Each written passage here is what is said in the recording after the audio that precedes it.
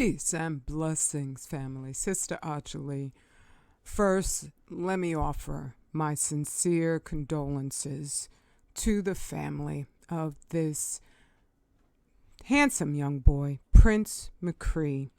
Everything that I'm saying is on behalf of Black you and me, recognizing we are in the midst of a literal hell itself.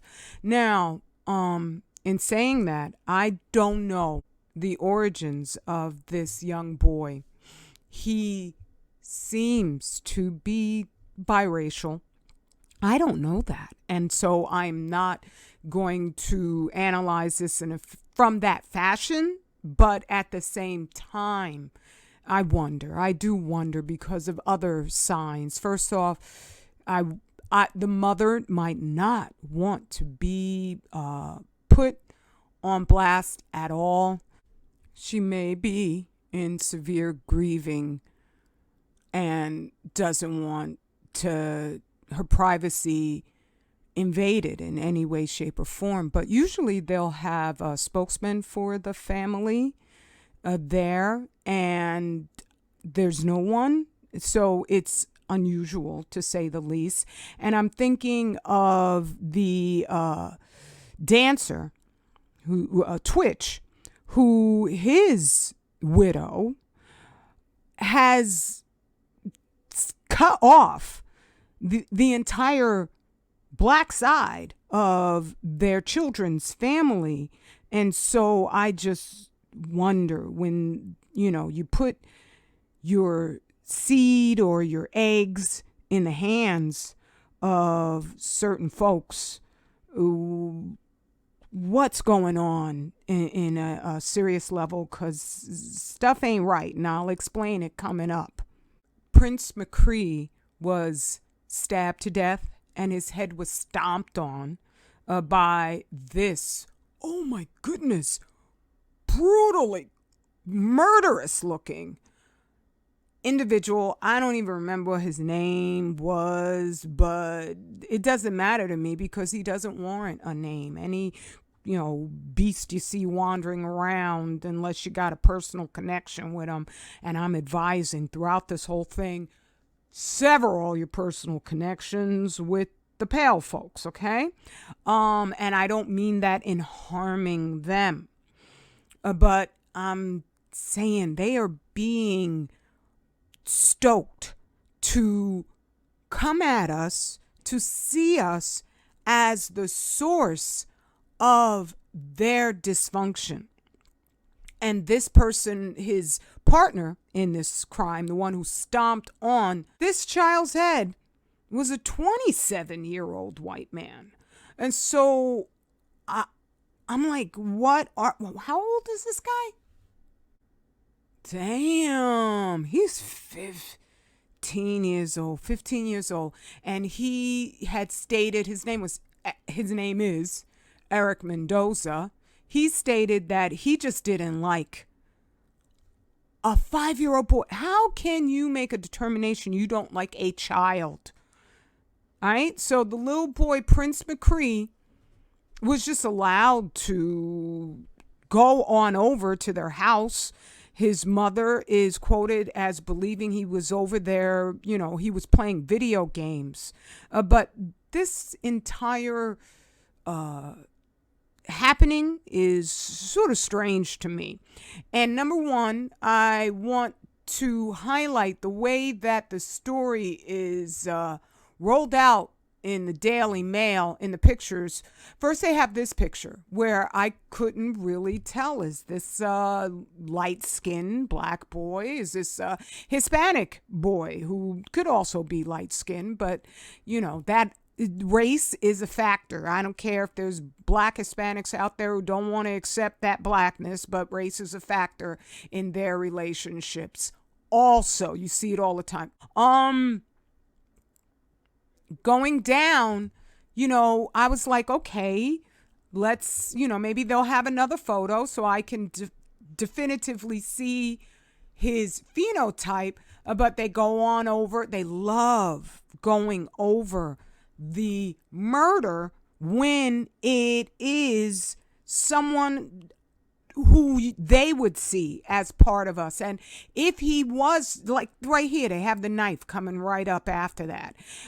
If he was of just simply two light-skinned black people, then it would be fully black. However, that Negropean thinking where you just make an assumption you're around white people and so you're safe, that is not going to be, because they are nonstop propagandizing. We're the reason for their agony. This is a documentary. I call it a documentary, even though I just was like, I knew I needed to analyze this Netflix movie, White Noise, because it was just bristling with their devil confessions. And in a scene, Don Cheadle's character, who plays a professor, was walking in front of this blood red wall art, whatever, poster in a supermarket. Butcher's Corner coming soon, with this weird white marble triangle thing. When he first came walking up, let me see if I can get it.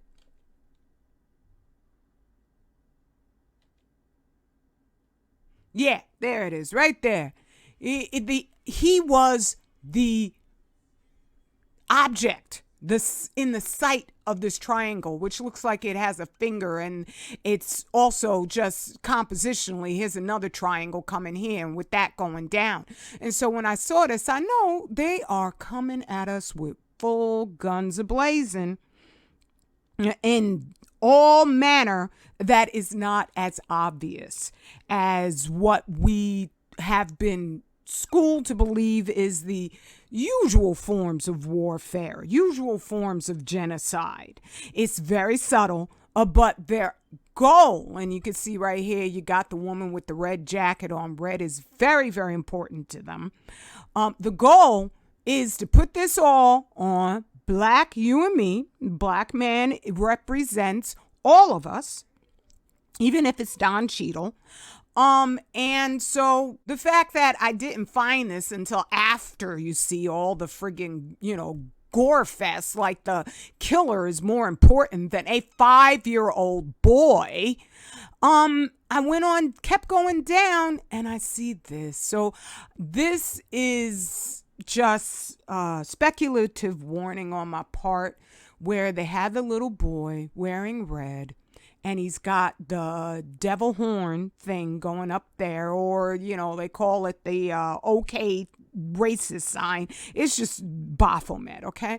But that's how they're trying to do more effective racism, is by employing every single level of depraved technology that Satanism would be offering to them. And it's so deep. There's so much history.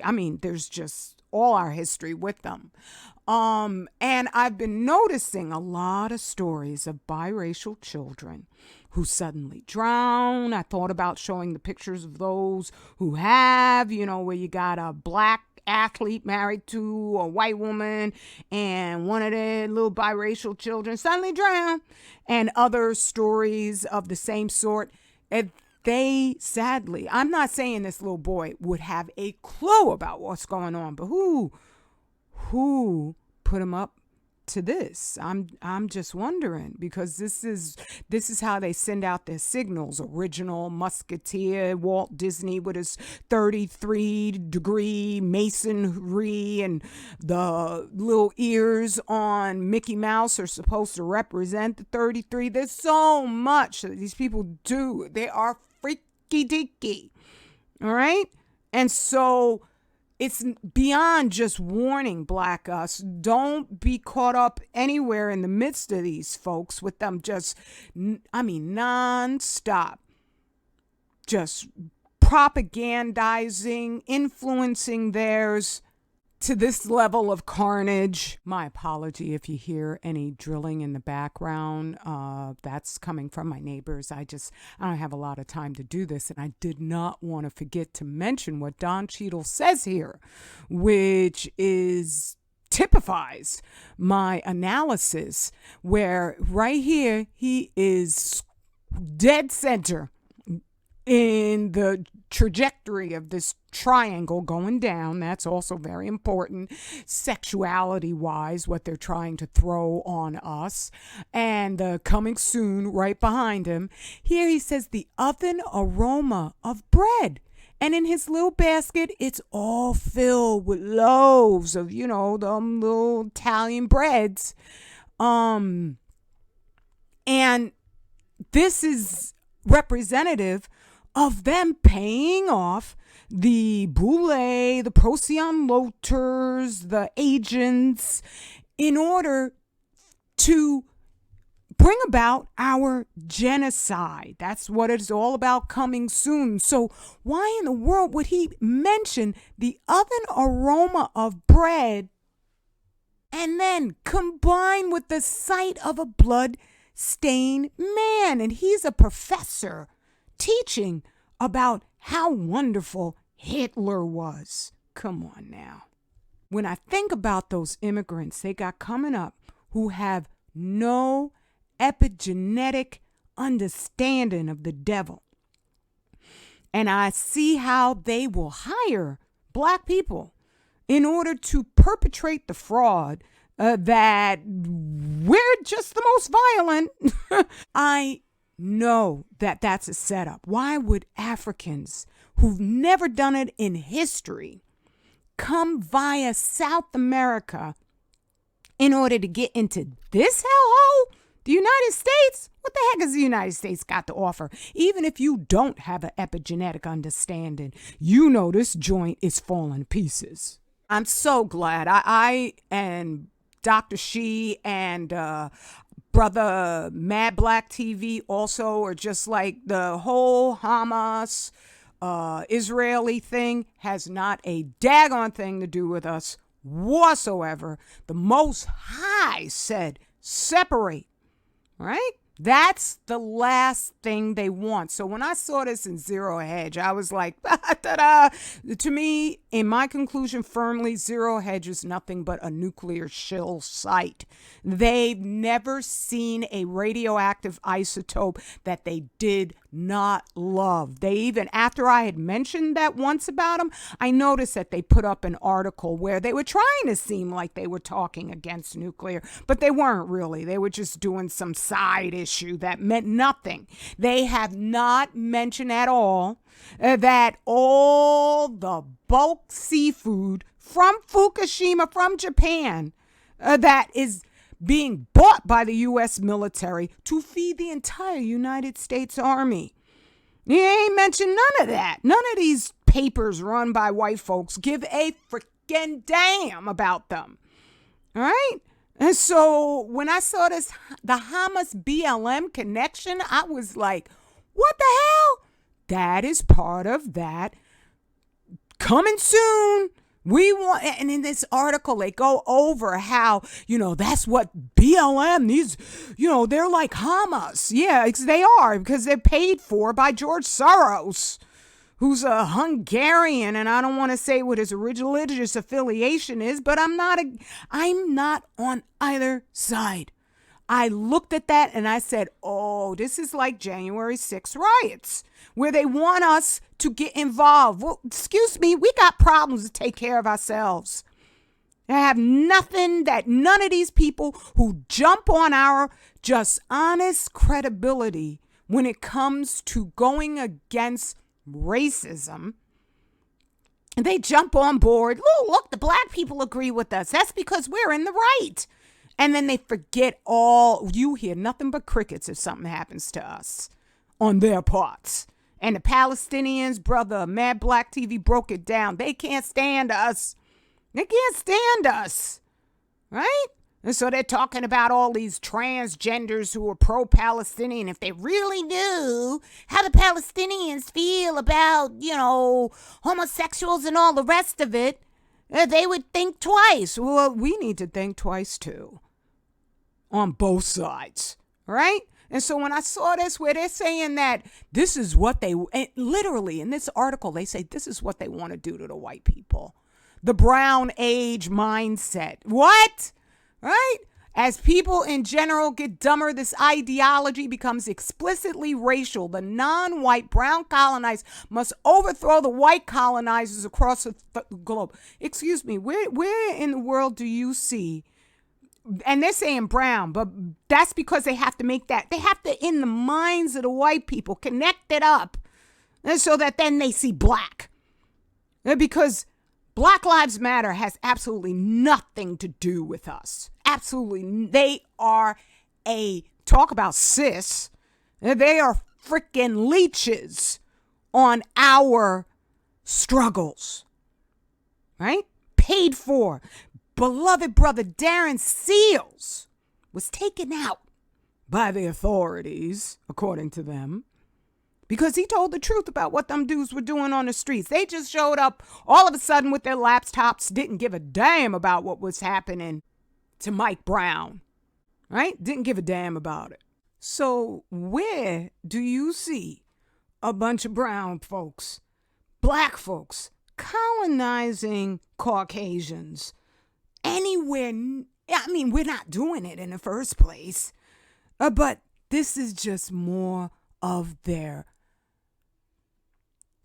creeptoid orchestrating, their Edward Bernays gaslighting of the planet. And so as their, I don't know if it was Antifa, the Proud Boys, whatever, they're like, we will not be replaced. The truth replaces all liars. And nobody has to do anything violent whatsoever. I'm just saying. Now, in this other article, they are perhaps trying to get the black populace more interested. I don't know if any of us are, paying close attention to this tragedy. But they're saying that if he had been a little white boy, then Amber Alert would have been activated. Now, reading about what Milwaukee requires to issue an Amber Alert, I can sort of understand reluctantly why his case didn't qualify, because they didn't have Milwaukee's Amber Alert is ridiculously stringent. In my conclusion, however, all of this would have been mitigated if the persons responsible for this little black boy living, and I'm just saying that on good faith, that is two light-skinned black parents, that if they didn't live and allow him to go over to his white neighbor's house, then they wouldn't even be going over the fine details of the Amber Alerts. But within that, you have to be able to give a subscription of the suspect and what kind of vehicle the suspect was driving. That makes sense. I would imagine that in all the Amber Alerts, that's absolutely necessary, because otherwise, what are drivers looking for? Just everybody walking and driving by? It gets to be dangerous because you got people behind the wheels who might not be thinking well, and they're just looking for this little boy in every single vehicle. And so I sense some sort of manipulation going on here, and also the fact that the mother, they don't mention a father, the mother, she knew that he would go over there to play games, and I think they had the place sort of cleaned up a little bit, but it just seems the timeline is a little bit extended in terms of when he first went missing, and then when she decided to go on over herself and investigate and then call the police. But it's within a 2-day frame. I'm just saying that the whole Amber Alert thing, that's what makes me say something's weird here.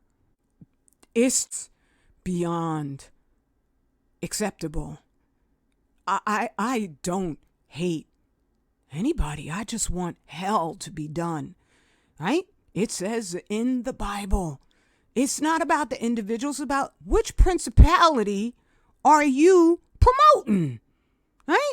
So if you're promoting hell, bye. But if you are on the side of submission to the one and the only, then hallelujah. Even if all things of this earth pass away, he will create a new heaven and a new planet altogether. I don't know. He knows all, right? But these folks right here, they want you to think that this is it. This is all you got. Democrat, Republican, Hamas, or Israel, right? No, you got him. And that's everything. Straight black family pride is our map to forever. Again, my condolences to any family that honestly loved this little boy.